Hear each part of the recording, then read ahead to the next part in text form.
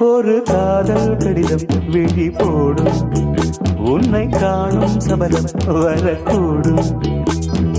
நீ பார்க்கும் பார்வைகள் பூவாகும், நெஞ்சுக்குள் தைக்கின்ற முள்ளாகும். கண்ணே என் கண்பட்ட காயம் கை வைக்கத்தானா